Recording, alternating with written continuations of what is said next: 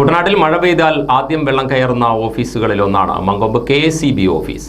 ദീർഘനാളായി വാടക കെട്ടിടത്തിലാണ് ഈ ഓഫീസിന്റെ പ്രവർത്തനം. ഇത്തവണയും വെള്ളക്കെട്ടിന് നടുവിൽ നിന്ന് ജോലി ചെയ്യേണ്ട ഗതികേടിലാണ് ജീവനക്കാർ.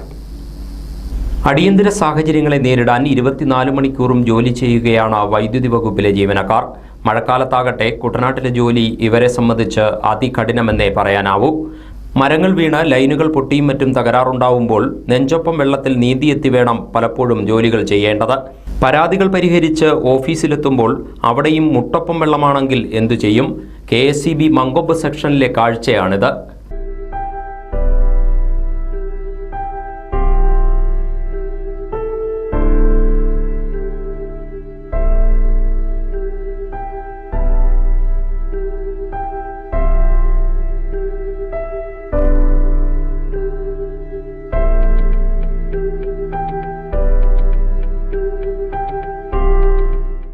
മുപ്പതിലേറെ വർഷങ്ങളായി കുട്ടനാട് SNDP യൂണിയന്റെ ഉടമസ്ഥതയിലുള്ള കെട്ടിടത്തിലാണ് മങ്കൊമ്പ് KSEB ഓഫീസ് പ്രവർത്തിക്കുന്നത്.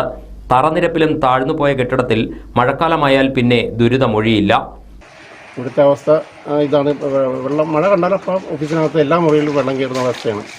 ഞങ്ങളെല്ലാവരും ഈ വെള്ളത്തിൽ തന്നെ ജോലി ചെയ്യുന്നത്. കാരണം നമുക്ക് ഇട്ടേച്ചും പോകാൻ പറ്റാത്തൊരവസ്ഥയാണ്. കാരണം അപകടം സാധ്യതയുള്ള ഒരു മേഖലയായതുകൊണ്ട് ഫോൺ ഡ്യൂട്ടി എപ്പോഴും ആൾ കാണണം. അതുകൊണ്ട് ഫുൾ ടൈം ഞങ്ങളുടെ ആളുണ്ട്. 24 മണിക്കൂർ ജോലി ചെയ്യുന്ന ഓഫീസാണ്. ഇപ്പോൾ 24 മണിക്കൂർ ഞങ്ങൾ വെള്ളത്തിൽ നിന്നാണ് ജോലി ചെയ്യുന്നത്.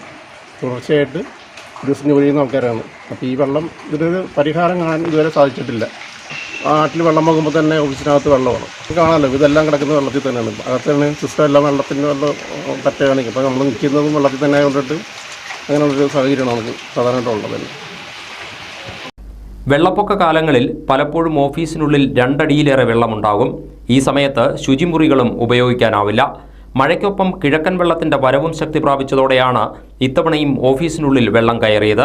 ഫയലുകളും വിലപിടിപ്പുള്ള സാമഗ്രികളുമൊക്കെ സംരക്ഷിക്കാൻ പെടാപ്പാടുപെടുകയാണ് ജീവനക്കാർ. 35 സ്ഥിരം ജീവനക്കാരും അത്രയും തന്നെ താൽക്കാലിക ജീവനക്കാരും ജോലി ചെയ്യുന്ന ഓഫീസിന്റെ ദുരവസ്ഥയ്ക്ക് വർഷങ്ങൾ ഇത്ര കഴിഞ്ഞിട്ടും പരിഹാരമാവുന്നില്ല. അടുത്ത മഴക്കാലത്തിന് മുമ്പെങ്കിലും വെള്ളം കയറാത്ത ഒരു കെട്ടിടത്തിലേക്ക് ഓഫീസ് മാറ്റണമെന്നും സെക്ഷന് സ്വന്തമായി ഒരു കെട്ടിടം നിർമ്മിക്കാൻ നടപടി വേണമെന്നുമാണ് ജീവനക്കാർ ആവശ്യപ്പെടുന്നത്.